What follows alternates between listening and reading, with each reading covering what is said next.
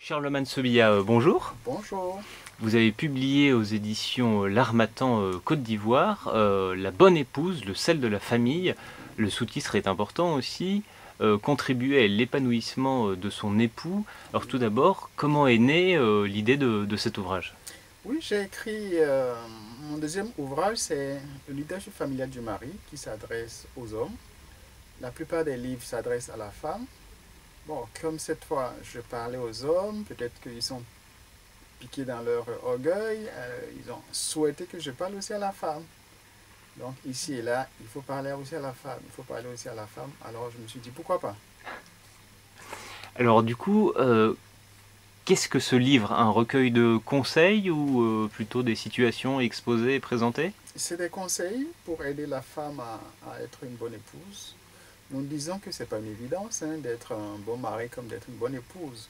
Il est vrai que le mari a un rôle essentiel, très important à jouer, mais la femme néanmoins aussi a un rôle. Et il est bon qu'elle travaille par rapport à cela pour arriver à être la bonne épouse. On ne n'est pas bonne épouse ou bien on n'est pas bonne épouse comme ça. C'est tout un travail. Il faut travailler par rapport à ses caractères et arriver à savoir tirer son épingle du jeu parce que la société elle est très difficile pour les femmes. Alors du coup, est-ce plutôt un livre qui s'adresse, bon, évidemment aux femmes, aux épouses, mais aussi peut-être à toute la famille, à Oui, tout si, un si, ça chacun? s'adresse à... Bon, il est important que l'homme sache aussi le rôle de la femme et qu'il voit comment l'aider à jouer ce rôle, comment l'aider à atteindre ses objectifs. Ça s'adresse aussi à la jeune fille parce qu'il faut se préparer. On ne rentre pas dans le mariage sans préparation. Malheureusement, c'est ce qui se passe. Il faut qu'elle se prépare et qu'elle sache à quoi elle est appelée.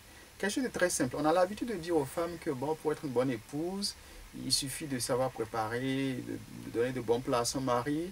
Il suffit aussi de lui donner le sexe et puis c'est fini. Je dis si la réussite, ou bien pour être une bonne épouse, ça suffisait, ça se limitait à ces deux choses, mais la plupart des épouses seraient de bonnes épouses. C'est plus complexe que ça.